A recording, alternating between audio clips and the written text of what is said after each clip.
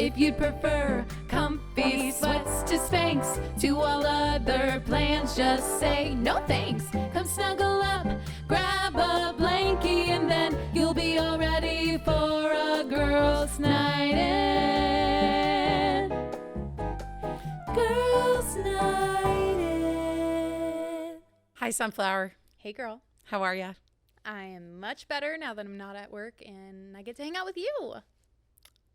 I'm wondering if we have a little bit of a sickness. We do. I was saying earlier that I was out of town over the weekend, and so obviously didn't get to see her. And as soon as I got back into town, had to get me some Kiki. I had a Kiki deficiency.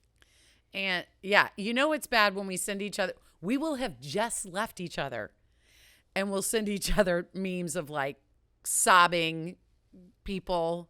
Sadness from inside out. Yeah, sadness from inside out. That's what it is. Yeah. Or you know when you kill me, the one that kills me the most? When I kill you. I hope. Like when you make me really, really, like I'm like, oh my God, I gotta get over there right now. What is it? The little baby Dory. Oh my God. I can't with baby Dory, her big eyes when she's like, her little lips quivering. I can't with it. So, babe, some people are watching on YouTube. Again, you can check us out on YouTube. Or if you just want to listen to us in the car. Totally fine. Little road trip. Don't you think this would be a little fun little escape for a road trip? Maybe a girls' little trip. girls' trip? That's not a hint. We're not doing that yet. Not yet. However, what do you got on tonight? So for those who are not watching, Another bridal gown? once again, well, we are all in all white. We are. Once again. For quite a different reason. Yeah. Oh, well, Pretty that much is the true. opposite Pretty reason. much the opposite reason. I have on all white. You have on all white. And we do remember that our hint from last time was, you don't own me. So some of you figured out or even asked us what we were doing next. And we did. First Wives Club. The First Wives Club. I gave Aaron a home. I washed his shorts. I ironed them. I starched them. Oh, you did? Yeah, well, I mean, I supervised. Hello. What's the matter, Morty? Can't you buy her a whole dress? Elise, hi, I'm Phoebe. I've seen all your movies and I want to be just like you. Only me. He brought her to my son's bar mitzvah. Is she a gift? I mean, what are we talking about? Are we talking about revenge? No, I am talking about justice. Put it in there. Okay, First Wives Club will come to order. Be afraid. Be very afraid. Don't you touch that. Drop it, you heat-seeking hairpin. Come on, stop it. You don't own me. Don't try to change me in any way. This is about justice. Hello, sunshine. Wake up and smell the audit. Happy days. Bette Midler, Goldie Hawn, Diane Keaton.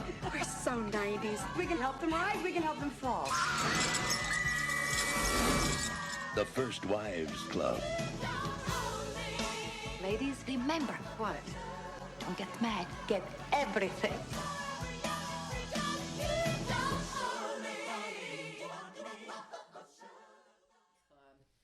And most of the people who were out there said, oh, I've already seen it, especially our sweet Lila. Don't know if you know your cousin Lila, Lila B. Yes. This is her jam. So, And we know we would have phoned her in if we understand how that works. One day we're going to learn, and we will have her on the pod. yeah, we have several ladies, wonderful people who have said, I would like to stop on by, and we would love to have them. We're just getting our feet wet. Yep. Right. Finding our footing. All right, babe. First Wives Club. First off, let's just get this out of the way right now. It is a book. I did not finish the book. How far did you get in the book? Not far. How far is not far? Chapter 4. Okay. I dedicated myself to finishing this novel. And I'm not going to lie. It was really difficult for me because we love the movie. Yep. Was raised on the movie, saw the movie first, have only known the movie for 20 plus years. So Love it so much. And, I do have a question for you. Let's go ahead and cut to, I'll talk about the book later. But Elena, if you read a book first versus seeing the movie first, which do you prefer? Or do you have a preference, or does it depend on what it is? I would start by saying it depends on what it is, but it can go either way. Like, I grew up first watching Anne of Green Gables in the miniseries from the 80s. So good. Which we put some of our favorite movies on the set back here. I don't know if y'all can see, but Anne is shining right there. It's the collection, Anne of Green Gables. We were introduced to it by Aunt Lisa, and it's 3 or 4 movies. Yeah, miniseries. Make up the Canadian. So good.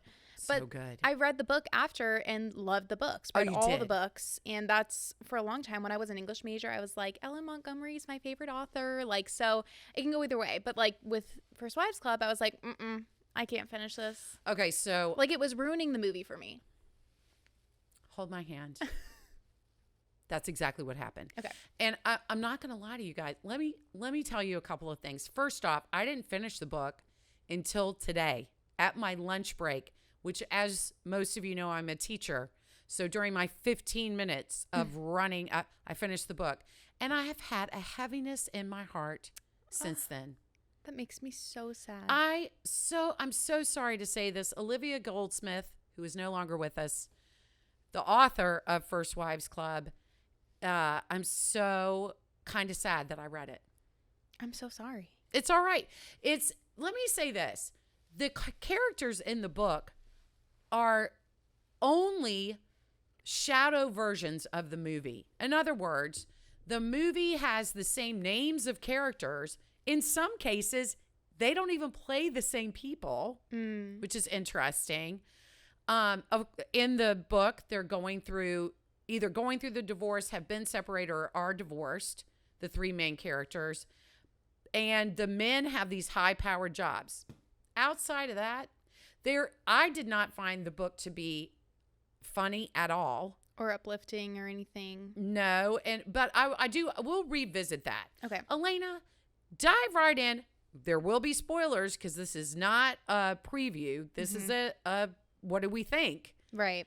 Review. And so, Elena, give us the synopsis of what happens in First Wives Club, the movie, 1996 movie. 1996, year before I was born. So we've got these 3 women who all met at like a women's, I don't want to say finishing school. College. It was a college. So we start off the movie with them graduating. Middlebury College. We were curious if it was the same college from Mona Lisa Smile, but it is not. But we start off the movie, they're graduating college. It's 4 best friends. One of them gives, as like their graduation gift, she gives all of them pearls, which wish that was my life. I could just casually give my friends pearls. You can, honey, but they'd have to come from like Claire's. Right. It'd be from like the dollar store, which are like the ones I'm wearing right now. Anyways, so we see them kind of go off and do their own thing. Then we cut to, 30, maybe 20 years later. I think they say 20, yeah. And they've all kind of spread apart. The next scene we see is the girlfriend that gave the pearls, Cynthia, is taking her own life. So trigger warning with that. There are a lot of trigger warnings in the book. The movie too. Yeah. So she ends up taking her own life. So then at her funeral, the 3 other friends, Brenda, Elise, and Annie, they all reconnect at the funeral. They all go out to lunch together. And, at first they're putting a face on for each other of like, oh, well, I'm fine. Well, after the drinks start coming and the talking continues, they all reveal that their husbands have all left them for younger women. So they're upset about how the injustice with this and how unfair it is. And this happens to so many women. It had happened to Cynthia, who had passed away from neglect, is what they say.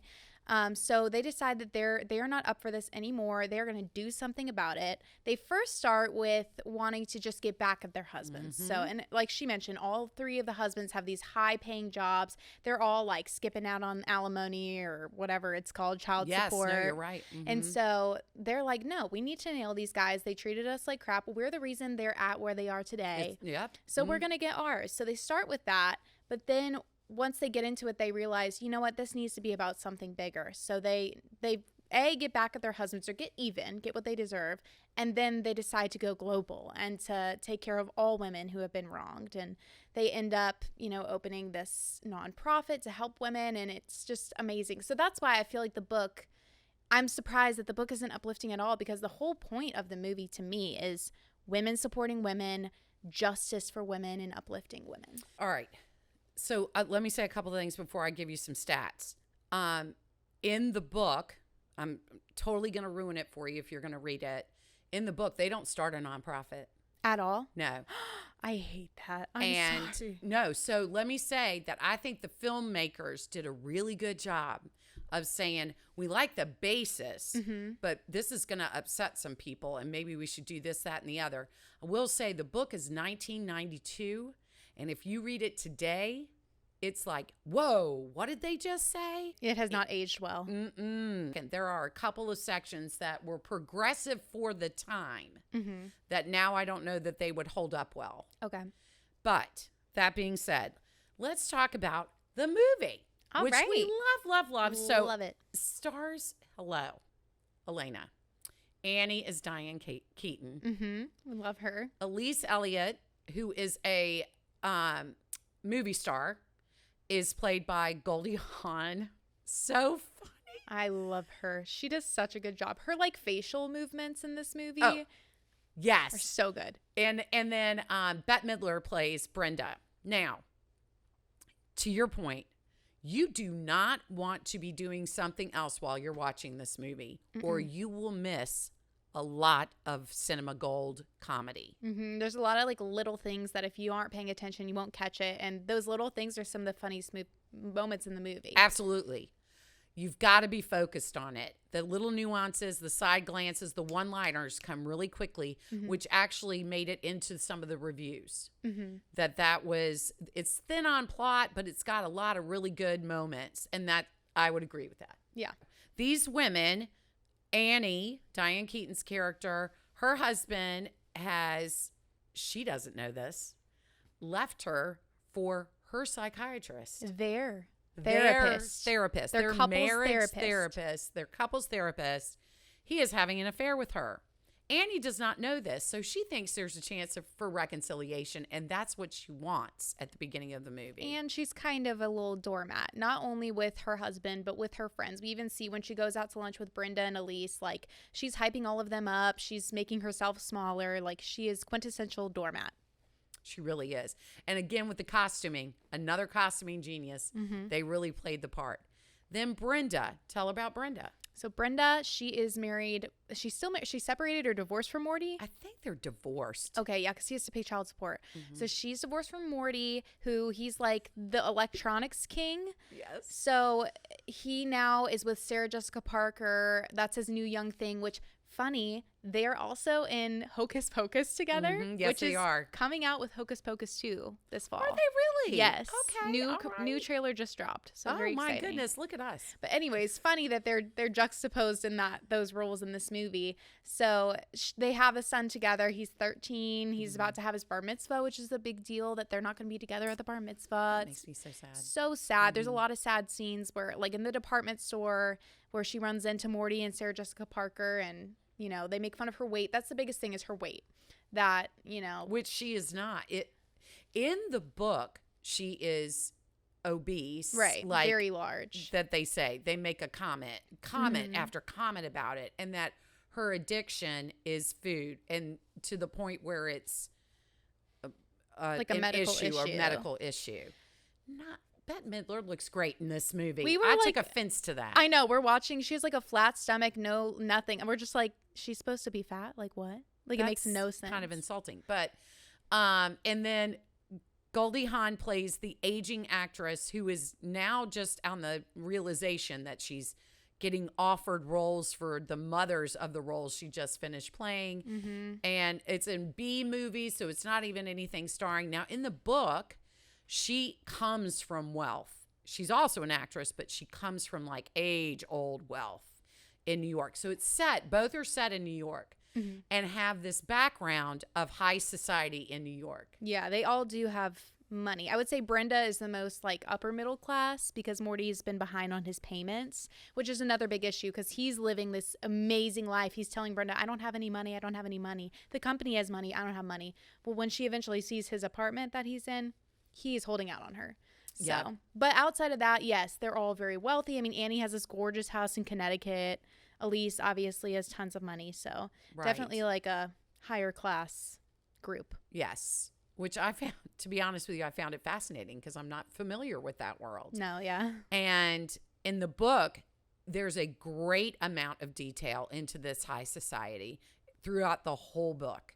That's a lot of what it is the background of what this life is like and how you have to try and save face by either lying about it, about what's really going on in your relationships or what have you. There's a great supporting cast. Love Maggie Smith. Yeah, I was going to say, Maggie, when we're talking about high society, so we have Maggie Smith playing the socialite. I don't even remember her name. Gunilla Garson Goldberg. Gunilla Garson Goldberg. And I just love saying that. So funny to watch the scene with her and Sarah Jessica Parker where they're eating the salads together and Maggie Smith is pretending to be friends with Sarah Jessica Parker because they're going to swindle her for all her money. Basically, by pairing her up with this really high society socialite. Class. Maggie Smith is high class. Maggie Smith is planning to influence Sarah Jessica Parker to buy all these things she doesn't need and get this decorator that's going to really be a spy. So it's just funny to watch her like pretend to be friends with her when clearly like the two could not be more different. And Sarah Jessica Parker, I thought, did a really good job of acting like the trophy wife ditz cliche stereotype. Yeah. So decorator. The decorator is played by Bronson Pinchot. Do you know who he is, honey? No. He is from Beverly Hills Cop. Never seen it. Oh my goodness, my 80s people out there. You remember him, right? So I think he does a really good job in that role. And he's funny and it's lighthearted. Then Annie's mom is played by Ellen Heckart, and that is not in the book, and I think that's delightful. She's like one of our favorite characters. She really the grandma. is. What do you think about her? She is just, well, she does remind me, like the sayings that she says reminds me of my grandma Star. Just the like so practical, like almost like practical to a fault. Like they'll be in the depths of a situation, like what are we gonna do? And she's like, maybe write them a note. Like, you know, it's just like, girl, no, it's not gonna fix it. This is terrible, but one scene, the girls all get a letter posthumously from Cynthia that she had mailed before she took her own life. And the mother's reaction is, and on such nice stationery. Like what? Like who thinks like about these completely things? inappropriate. Yeah, exactly. But we love her so much. Love her. Annie has a daughter in the movie. Her daughter's name is Chris. In the book, it's her son. His name is Chris. Oh. She has in the book, she has two sons, and she has a daughter who is going off to a school for people with Down syndrome. She's going to a boarding school there. And her husband defaults on the money that they have amassed for her daughter to be able to spend her life at this lovely home where she enjoys it. The daughter wants to stay because all of her friends are like her, and so she feels like she belongs for the first time. And then the scumbag ex-husband takes the money without Annie's knowing it and puts it in a bad investment. And I'm literally about it. to cry at this. That's what I'm saying. The book is really sad. It's so sad. Like the scene I think where I gave up was when she does drop off the daughter at the school before the daughter's gotten adjusted and met friends and everything. Oh, no. Yes. Very hard. And that was right when I was like, I got to stop reading this because it was like I'm laying there crying. I'm feeling down, depressed. Like I can't interact with media like that. Books, movie, like I can't be sad. No. And I actually I looked up a couple of book reviews, and that was the feedback of the audience was this was not the book that I thought it was going to be. Yeah. So that being said, the movie I know we're bouncing all over the place. I know. Movie brought in $181 million. It stayed at number 1 in the United States for 3 weeks because of this cast, because you've got these great little quips and everything. And even though there were, on Rotten Tomatoes, it came in at, let's see, people, 50% for critics review. Okay. And 68%. Those are some high numbers for our genre. They are high numbers for our genre. So the supporting cast of the men, we're not going to list the actors, but they do a great job of being jerks, man. Mm-hmm. You just want to hate them. Yeah. Who would you say is the worst, Lou? Victor Garber, Elise's husband. I would agree. Yeah, because at the end, the ending scene with him and Sarah Jessica Parker, and they're like making fun of the battered women's shelter. They're like so embarrassing, so lame. Yeah, are y'all just a bunch of bruised women dancing around? horrible. Yeah, no soul, soulless people. You're like, go ahead. So anyway, so Elise, because Elise is a movie actress and she comes from money, in the movie, she is divorcing her movie producer husband. So he's got money too. Well, he makes a fatal mistake in the book and the movie of telling Elise, you just give me half of whatever you can get for our stuff. Mm-hmm. So what does Elise do? Right. So then they all kind of work together with their revenge. So Elise collects everything they own, like his car, all their furniture, like any gifts she's ever given him. Paintings. Yeah, really nice stuff, and a lot of it, and sells all of it to Annie for $1. Because Annie is going to do what? So Annie sells all of those assets at an auction where they convince, well, not them, but Gwenilla convinces Sarah Jessica Parker to attend. They're selling off all of these things for way more than they're probably worth. The Lamborghini, they sell the Lamborghini to Sarah Jessica Parker, which she buys for her husband, Morty, or boyfriend, Morty. Mm-hmm. I asked my husband, how much is that Lamborghini actually? He said probably about $150,000. What'd she spend for it? 300. 300. And it's used. So they're like getting her. So she's sitting in the auction. Gwenilla's like, oh, you have to have that. Jackie O has one just like it. And so then she's Lounge. Yeah, convincing her. So now not only is Annie making a profit off of these things she bought for $1, but also they're getting this money from Morty via Sarah Jessica Parker. Oh, it's so good. Yeah. And because Elise only sold it to Annie for $1, it's a great scene when she goes in to Bill, the ex, and says, I sold our things. And he's like, oh, babe, thanks, babe. You're the best. Thanks for taking care of that, babe. And she's like, and here's your profits. And she gives him 50 cents. 2 quarters. Yeah. 2 quarters. And he's like, what? And she goes, oh, all right. You can take it all. And she gives him $1. $1. And then, so now Annie is able to turn around and buy out her husband's company, because all the while her daughter has been another like secret spy for them. She's been interning at her dad's ad agency. So she calls and goes, hey, Mom, they're looking to sell the company. So then that's how she's able to take all this money she's made from that auction, buy them out. She also brings in a $45 million account via Morty's Electronics, because they have dirt on Morty because all his stuff in the beginning fell off of Brenda's dad's truck. So all of it was stolen. She has that on him. She's like, Brenda tells Morty, you will do as I say and you don't go to jail. So she has that over him. Now Annie has that, not only bringing in this $45 million account, but buying out her husband's ad agency. Using the profits from the auction. Mm-hmm. It's quite brilliant. And it's a lot of fun to watch. Yep. That is not what happens in the book. Okay. In the book, they do get, the tagline that they use at the end of the movie is, actually, I think it was on the posters. Don't get mad, get everything. Oh, yeah. That was it. That's in the book as well. But they do a combined effort, and they're able to get all of the husbands, and it is related in the book. Like, it's insider trading, but this one was doing the ad campaign, but he invested in it and that kind of thing. So it is kind of related. Mm-hmm. But they don't use that money for good in the end, like they do in the movie. Mm-hmm, because they say, so there's a whole point where, just like in The Other Woman, like there's a slight falling out for a little bit with the girls.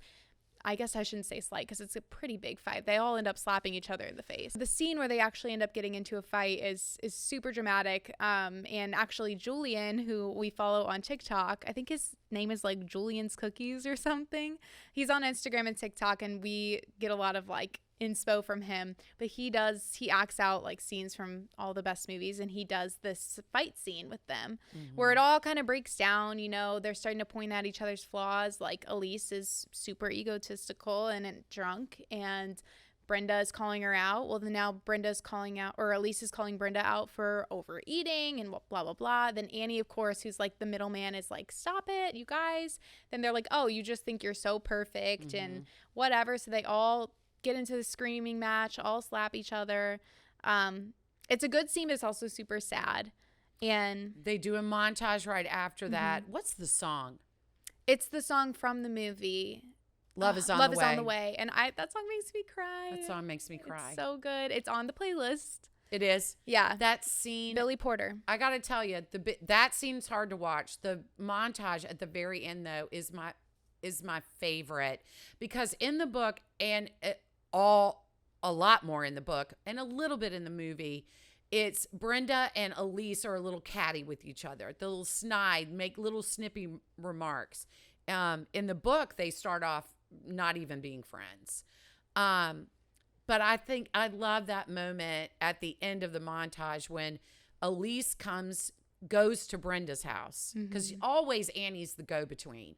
But this time they actually go to each other and say, basically, I'm sorry, I didn't mean it. And we got to go where can we go from here? What should we do to fix this? And Annie's like, I'm out. Well, and I love the line too. Before we get to the resolution, I love when Goldie Hawn shows up at Brenda's door and she's in tears and she's like, I don't want to be like Cynthia. Oh, It kills I don't want to me. end up like Cynthia. And she just hugs her. She's like, I know, sweetie, it's okay. Yeah. She's like, I'm so sorry. And It's so to your sweet. earlier point, that line where they say she died from neglect, and for Elise to reach out to Brenda, who is not the closest one, you would think she'd go to Annie and say, I need help. I need someone. I thought it was really awesome. I think sometimes whenever you have a group of three, I don't know if you agree with this, or if you've had this experience, but sometimes it's harder having a group of three friends because somebody always feels left out. 100%. And I've experienced that growing up. Like I've been in little threes, in high school and middle school. And yeah, I mean, there's something special about that group of three, but there is like sometimes it can feel like 2 against 1 or someone's left out. And so yeah, I definitely would agree with that. So Annie goes home after they have the argument. And they do the montage. Annie goes home, calls her mom, and calls her daughter Chris over, and is sharing with them. She's brokenhearted now because they just gotten back together again, and now she doesn't see how they're going to fix it. And her mother says the classic line of, what does she say? She's like, maybe you could send them a note or a nice hanging plant. We quote that all the time. Well, how about just send her a nice hanging plant? That'll fix everything. That'll fix it all. Even Ren Roberts says it. All the time. What a nice hanging Doesn't plant. matter what you do, send that hanging plant. So Annie doesn't know that Brenda and Elise have said that they were sorry. So she's packing everything up. They have renovated a space and had made it headquarters for them to work out of, how are we going to execute this plan of getting these men back? And they all show up there. Annie's packing things up. And the girls, Elise and Brenda, are like, wait. We know what went wrong. And what do they say? So they say, we realize what was our fault, and it's because we're thinking too selfishly. We need to go global. We need to make this bigger than ourselves. But they don't tell you exactly what they're going to do until the next scene, and then they reveal that they're opening a women's organization in Cynthia's name. And it's so cool because it's not only for services, how can we help you when you're in the midst of the crisis, but how can we help you get on your feet so that you don't have to be alone anymore? How can we help you get a job? How can we connect you with mental health services? How can we help you with your children? It's all run and staffed by women. Yeah. And when they reveal, because you don't see till the very end that it's in Cynthia's name. It's at like they pull the sticker off and it's the Cynthia Swan Center Yes. for Battered Women or something like that. And it's just like, that brings tears to my eyes. It gives me chills. Like, just such a golden bow. Like, what a perfect way to honor her, And yeah, and then we get this really wonderful end shot, which we'll talk about in just a minute. But I do want to say this was a different time when the book was written and when the movie came out. So before you're thinking, they should have already known that, they didn't need a man and they should have been able to just walk away or whatever. I think it's important to keep things in context of the time that it was written. Well, and they got married in I think they graduated college in 1969.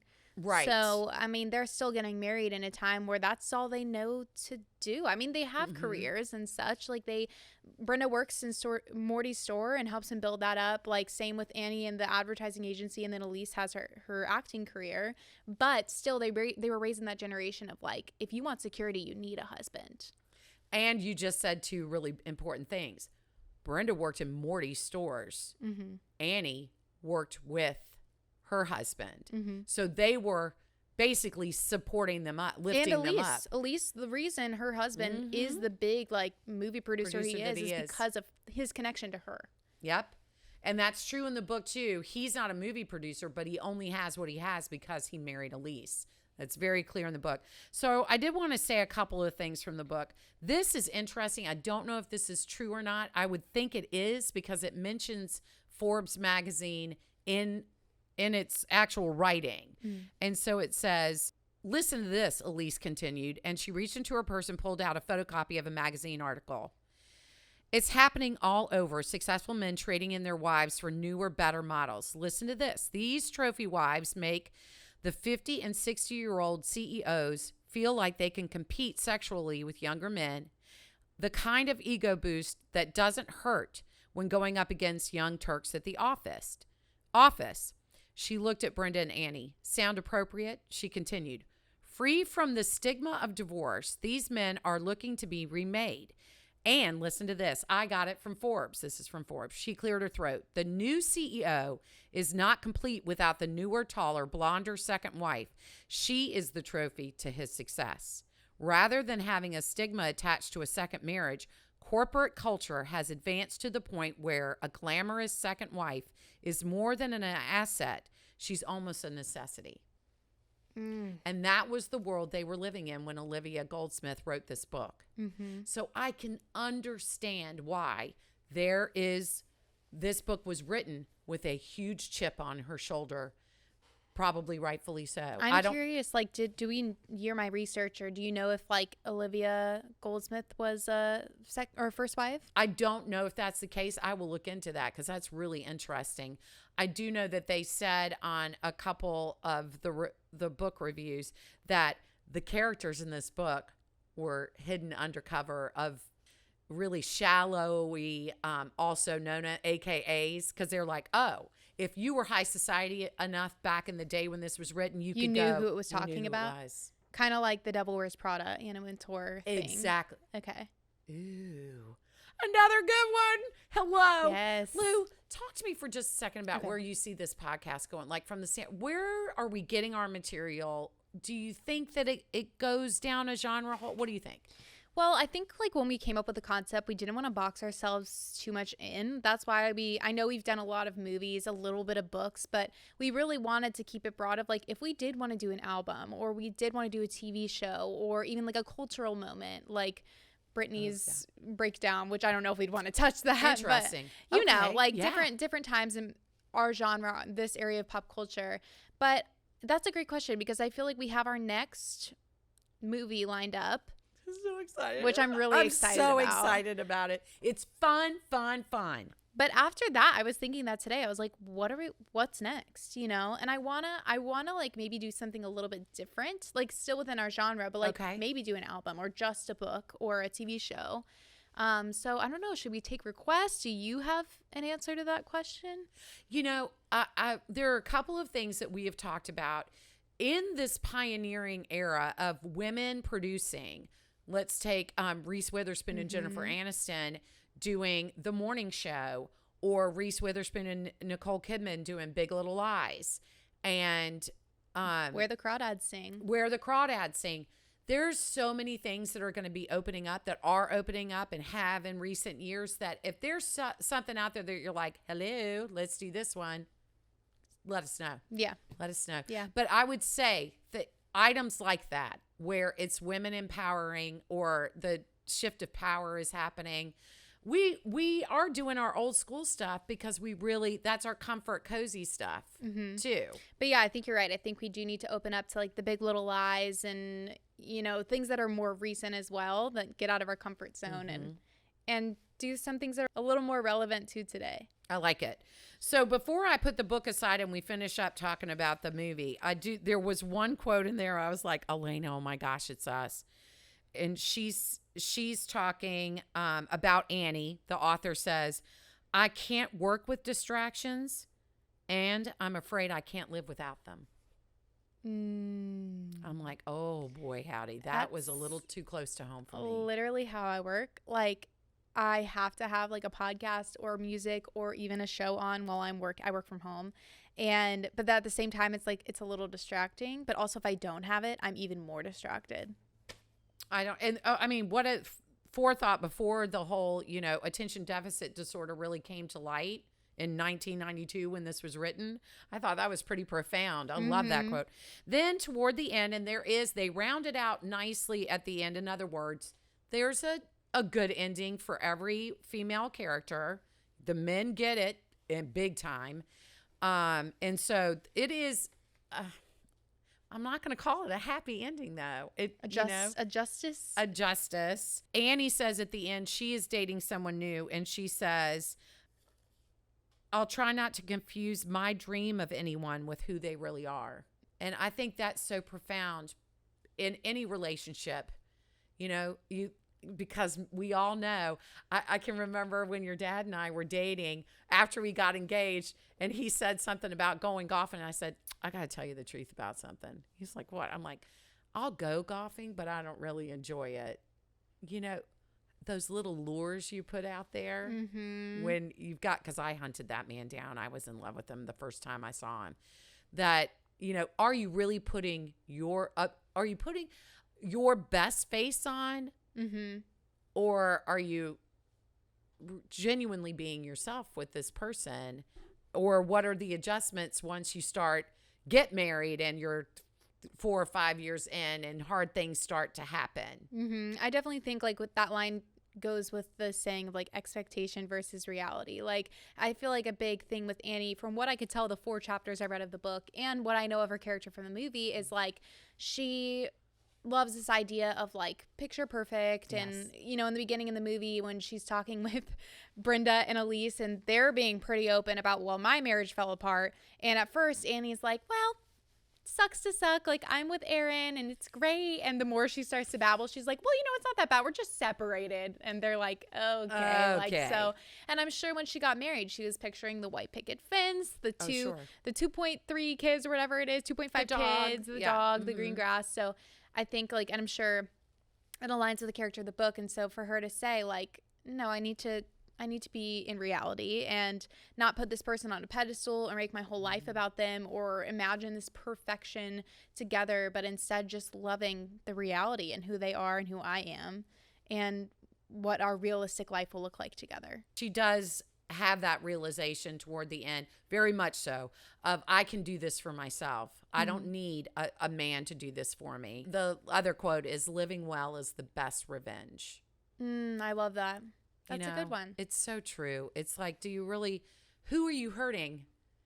Who are you helping? And I would even go as far, like, to tweak it, I would say being happy is the best revenge, because I feel like that still has the ending of like, well, live well, like high society. Maybe that's not what they meant, how she meant it. I see. But to me, I would say living a happy life is the best revenge. It may not be the most bougie or the most aesthetically pleasing life, but living a happy life is all you can do.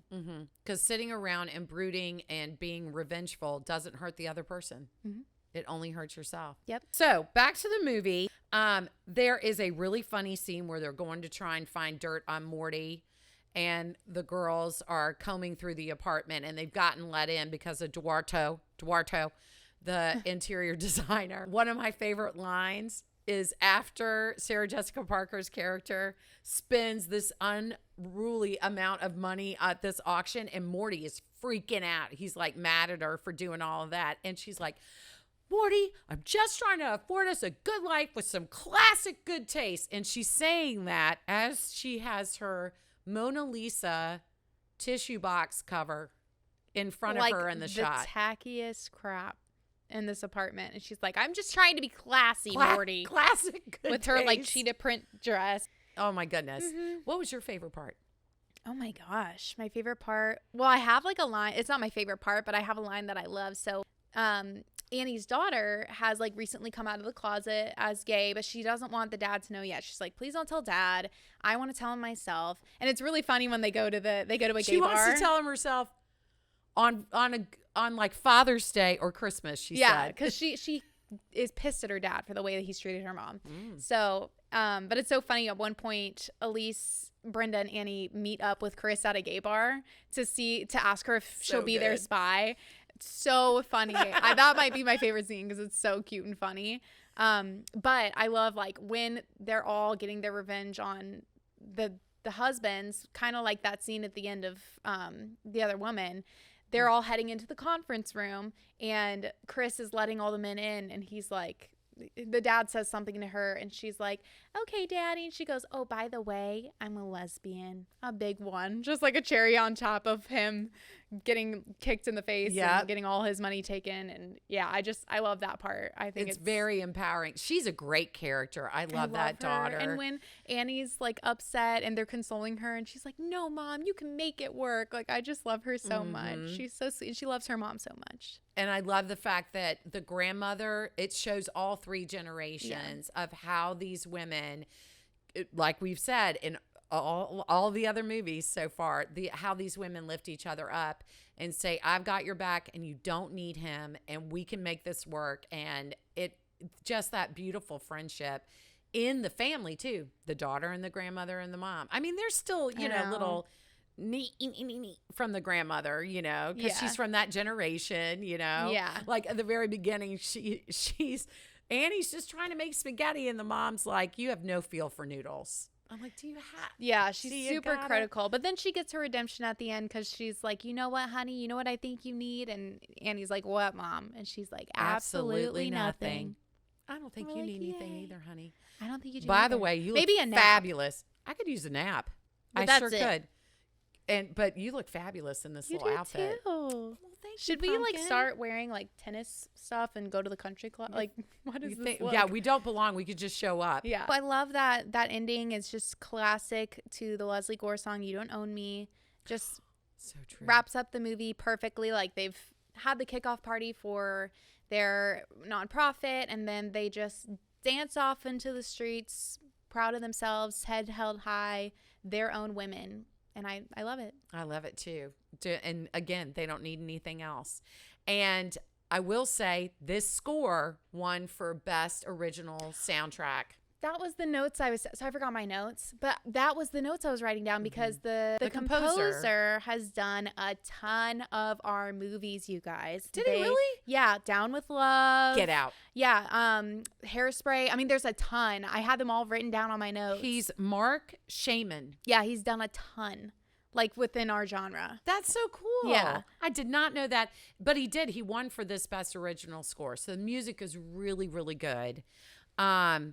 So check it out. If you guys haven't seen it, we have not ruined the movie for you from the standpoint of, like we said, it's really in the nuances. It's in the wonderful acting. The girls got, from the reviews, great acting. And Elena, what kind of hint you want to give on the next movie? Do you have a hint ready? Oh my gosh. I'm like trying to think. The next one's just a movie. I'm like April 25th because it's not too hot. It's not too cold. All you need is a light sweater. That's so good. That's such a great hint. Oh my gosh. Okay, I'm not even going to add on to that. So it's only a movie. Again, if you guys want to ask us first so that you can watch it again, because you've probably seen it. Would you say it's from the 90s? Or is it from the 2000s? Like late 90s, early 2000s. Probably like 2001, I'm guessing. I don't know. Okay, somewhere in that genre. It's a little bit older. Or like 98, maybe. It's so good. Oh it's my so good. gosh. So you guys make sure that you tune in. In case you haven't seen our silliness on TikTok, please watch us on TikTok. Yeah, everything on our socials is Girls Night in the Pod. Made a TikTok today. Excited to share, so go check it out. And then very excited for the next TikTok. Very excited. We're going to have to rehearse for the next one. We are going to have to rehearse. We didn't rehearse for this one, but we're going to have to do it for the next one. Yeah. Okay. Pray for us. Yes. All right. Guys, thanks for spending time with us. We love you. We love you. We'll see you next time. Bye. Bye. Girls' Night.